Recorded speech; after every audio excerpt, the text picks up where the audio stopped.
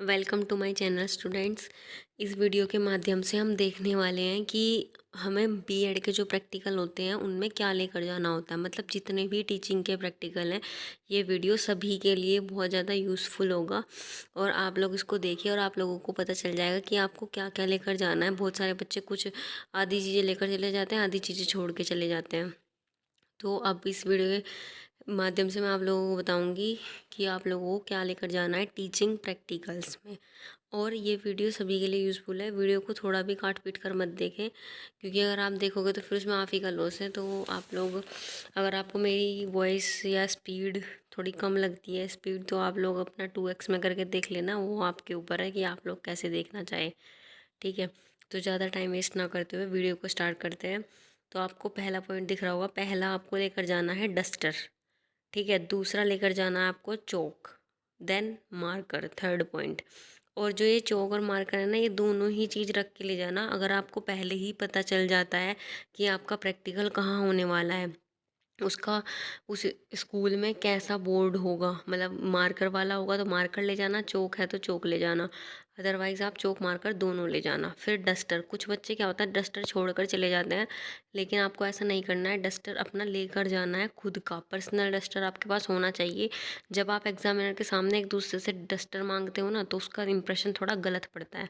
तो इसलिए आपको अपना डस्टर लेकर जाना है। ओके, फिर उसके बाद आपका आता है पॉइंटर, सॉरी चार्ट आता है। चार्ट में क्या होता है, चार्ट में जो आपके छोटे वाले लेसन प्लान होते हैं उससे संबंधित कुछ भी आपका, जैसा टॉपिक हो गया स्टेट्स ऑफ मैटर हो गया सपोज आपका टॉपिक, तो मैटर की जो स्टेट है वो आप चार्ट पर शो करोगे और फिर उस चार्ट की हेल्प से आप बच्चों को पढ़ाओगे। तो ऐसे थोड़ा ज़्यादा अट्रैक्टिव लगता है, इम्प्रेसिव लगता है। तो आप चार्ट लेकर जाना अपने टॉपिक से रिलेटेड।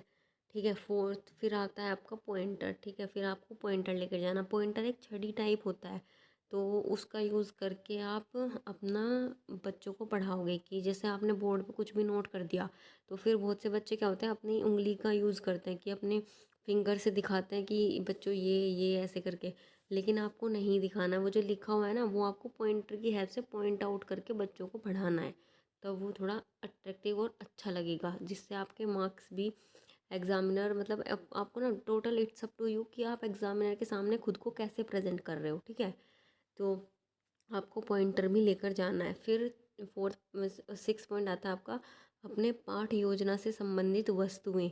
इसका मतलब है कि आपने लेसन प्लान में जैसे स्टेट्स ऑफ मैटर होता है, तो उससे रिलेटेड आप कोई भी मॉडल बना कर ले जाओ।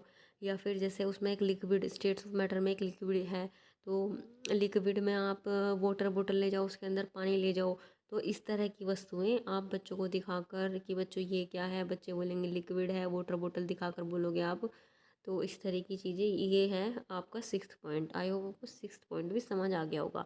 फिर आपका आता है सेवन्थ पॉइंट। सेवन्थ पॉइंट में आपका है सभी फाइल्स आपको लेकर जानी है जितनी भी आपने बनाई है। और मैं इसमें इस जो ये स्लाइड है इसमें एक चीज़ मेंशन करना भूल गई हूँ, जो कि आपका है एक reading and reflecting on text की फाइल होती है ना। Reading and reflecting on text की फ़ाइल होती है बच्चों, तो वो भी आपको लेकर जानी होती है। वो मैं स्लाइड में मेंशन करना भूल गई हूँ। और इसमें क्या करना होता है, कैसे लिखनी होती है, इसमें क्या बनाना है आपको, मैं वो सब आपको दूसरी वीडियो में बताऊँगी। अगर आप इस वीडियो के नीचे कमेंट करते हो कि हमें बताओ कि रीडिंग एंड रिफ्लेक्टिंग में क्या करना होता है, आप कमेंट कर देना, मैं आपको दूसरी वीडियो में समझा दूँगी कि इसमें क्या करना होता है। नेक्स्ट पॉइंट आता है आपका एट्थ पॉइंट। एट्थ पॉइंट में आपको दो मेन लेसन प्लान होते हैं। माइक्रो, जो छोटे वाले लेसन प्लान होते हैं उनको मेन लेसन प्लान बोलते हैं, जो आपके एग्जामिनर के हाथ में होंगे। जब आप पढ़ाओगे तो एग्जामिनर के हाथ में वही लेसन प्लान होंगे। जो आपके छोटे वाले दो लेसन प्लान होते हैं वो आपके पेडागोजी सब्जेक्ट के होते हैं। ठीक है, वैसे तो दोनों ही पेडागोजी सब्जेक्ट के होते हैं, छोटे भी और बड़े भी, लेकिन छोटे वाले जो हैं वो आपके एग्जामिनर के हाथ में होते हैं। अब हम 9 नंबर की बात कर लेते हैं। पॉइंट नंबर 9 में क्या है, दो मैक्रो लेसन प्लान। मैक्रो होते हैं बड़े लेसन प्लान आपके, जिसमें आपको एटलीस्ट 20-20 लेसन प्लान बनाने होते हैं। या फिर किसी कॉलेज में 15 भी बनवा देते हैं, तो 15-15 या 20-20 आपको बनाने होते हैं।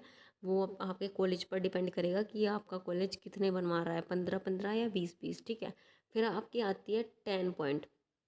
तो 10th पॉइंट पर आपकी फ़ाइल आती है आर्ट एंड क्राफ्ट की फ़ाइल। ठीक है, तो आर्ट एंड क्राफ्ट की फ़ाइल में क्या है आप लोगों का कि इसमें आपको आर्ट, वही आर्ट क्राफ्ट का वर्क होता है, आप नाम से ही समझ गए होंगे। और कुछ में ये आर्ट एंड एस्थेटिक भी लिखा होता है, कहीं कहीं पे क्या लिखा होता है, आर्ट एंड एस्थेटिक फ़ाइल भी लिखा होता है। तो आप कंफ्यूज मत होना, art and aesthetic and art and craft ये एक ही फ़ाइल है। ओके, फिर आपकी आती है पॉइंट नंबर 11, वो आता है आपका माइक्रो टीचिंग। ठीक है, तो माइक्रो टीचिंग में आपका जितने भी आपके, इसमें भी मैं आपको नेक्स्ट वीडियो में ही बताऊंगी, आप कमेंट करना कि माइक्रो टीचिंग फाइल आप कैसे बनाते हैं और कैसे आपको ये करनी होती है। लेकिन मैंने आपको यहाँ पे बता दिया कि आपकी फिर एक होती है माइक्रो टीचिंग की फ़ाइल, फिर आपकी 4 कंपलसरी सब्जेक्ट की फ़ाइल होती है। ठीक है, ये बीएड वालों के लिए है, कंपलसरी सब्जेक्ट वाली जो फाइल है, तो ये बीएड में होती है।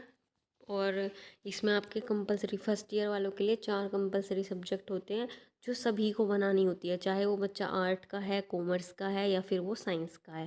सभी बच्चों को ये 4 कंपलसरी सब्जेक्ट बनाने होते हैं। एक आपका कंटेम्प्रेरी इंडिया करके सब्जेक्ट होता है, एक पर्सपेक्टिव होता है, एक टीचर टीचिंग टेक्नोलॉजी होता है, और एक एक और आपका सब्जेक्ट होता है फोर्थ। तो 4 आपके कंपलसरी सब्जेक्ट की फ़ाइल होती है, ये आपको बनानी होती है। इसमें क्या होता है कि आपको कुछ टॉपिक दे दिए जाते हैं, आपको उन पर लिखना होता है। ये जो टॉपिक होते हैं ना, ये आपके, ये जो फाइल है काफ़ी हेल्पफुल होगी, क्योंकि ये टॉपिक आपके एग्ज़ाम में भी आ सकते हैं। जो आप प्रैक्टिकल फाइल में लिखते हो ना, वो यूज़फुल टॉपिक आपको वहाँ से मिलते हैं आपके कॉलेज से। और ये बहुत यूज़फुल हैं आपके लिए, अगर आप इनको अच्छे से पढ़कर बनाओगे इन फाइल को, तो ये आपके लिए एग्ज़ाम में भी हेल्पफुल होंगी। और अगर आप ऐसे ही देख कर बना देते हो तो मतलब ये है कि आपको एग्ज़ाम में रिवीजन नहीं होगा, फिर आप पहली बार ही पढ़ रहे होंगे। लेकिन अगर आप अभी फाइल को अच्छे से पढ़कर बना देते हो तो आपके लिए एग्ज़ाम में हेल्पफुल होगा। एग्ज़ाम में आप इसका फिर रिवीजन कर रहे होंगे, कुछ टॉपिक फंस जाते हैं इन फाइल से भी आपके एग्ज़ाम में। तो आई होप आप लोगों को वीडियो अच्छा लगा हो, और वीडियो अच्छा लगा है तो लाइक कर देना, शेयर करना और चैनल को प्लीज़ सब्सक्राइब कर लेना।